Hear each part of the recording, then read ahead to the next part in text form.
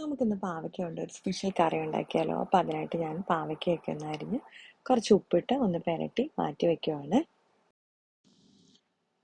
ഇനി ഒരു പാനിലേക്ക് നമുക്ക് എണ്ണ ചൂടാക്കാൻ വയ്ക്കാം. ഇതിലേക്ക് ഇഞ്ചി വെളുത്തുള്ളി ചതച്ചത്, പച്ചമുളക് അല്ലെങ്കിൽ കാന്താരി ചേർത്ത് കൊടുക്കാം കേട്ടോ. ഉണക്കമുളക്, കറിവേപ്പില ഇതൊക്കെ ഇട്ട് ഒന്ന് നമുക്ക് ഇതിലേക്ക് പച്ചമണം ഒന്ന് മാറി വരുന്ന സമയത്ത് നമ്മൾ ഉപ്പ് പുരട്ടി വെച്ചിരുന്ന പാവയ്ക്ക ഇതിലേക്ക് ചേർത്ത് കൊടുക്കുക. അതിൻ്റെ വെള്ളം ഊറ്റി കളഞ്ഞിട്ട് വേണം ഇതുപോലെ ചേർത്ത് കൊടുക്കാൻ വേണ്ടിയിട്ട്. ഇനി ഇത് നല്ലപോലെ ഒന്ന് വാടി വരണം. നമുക്ക് കുറച്ച് നേരം ഇതുപോലെ ഒന്ന് ഇളക്കിയതിന് ശേഷം ഒന്ന് അടച്ച് വെച്ചിട്ട് നമുക്ക് വേവിച്ചെടുക്കാം. ഒരു 1-2 മിനിറ്റ് ലോ ഫ്ലെയിമിൽ ഇട്ടതിന് ശേഷം ഇതുപോലെ തുറന്നതിന് ശേഷം ഒന്നുകൂടെ നമുക്കൊന്ന് ഇളക്കി യോജിപ്പിച്ച് കൊടുക്കാം കേട്ടോ.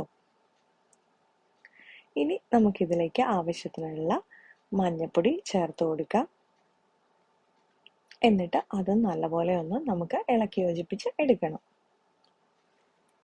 ഇനി ഒരു 2 മിനിറ്റ് കൂടെ നമുക്ക് ലോ ഫ്ലെയിമിൽ അടച്ചു വെച്ച് കുക്ക് ചെയ്യാം. ഇപ്പം നമ്മുടെ പാവയ്ക്കൊക്കെ നന്നായിട്ട് വെന്ത് വന്നിട്ടുണ്ട്. നമുക്കിതിലേക്ക് ചേർക്കേണ്ടത് തൈരാണ്. ഞാൻ ലേശം ഒരു മഞ്ഞൾപ്പൊടിയും കൂടെ ചേർത്ത് വെച്ചിരുന്ന തൈരാട്ടോ ഇതിലേക്ക് ചേർത്ത് കൊടുത്തിട്ടുണ്ട്. നമുക്ക് തൈരൊന്നും ചൂടായി വന്നാൽ മതി. തൈര് നമ്മൾ തിളപ്പിക്കരുത്. ഇതിലേക്ക് ഞാൻ കുറച്ച് ഉലുവാപ്പൊടി അതുപോലെ കായപ്പൊടിയും കൂടെ ചേർത്ത് കൊടുത്തിട്ടുണ്ട്. എന്നിട്ട് തീ ഓഫ് ചെയ്ത് എടുത്താൽ മാത്രം മതി. പാത്രത്തിന് നല്ല ചൂടുള്ളത് കൊണ്ട് ഞാൻ തീ ഓഫ് ചെയ്ത് കൊടുത്താൽ കേട്ടോ. ഒരിക്കലും നമ്മൾ മോരോ അല്ലെങ്കിൽ തൈരോ ഒഴിച്ചതിന് ശേഷം കറി തിളപ്പിക്കരുതേ.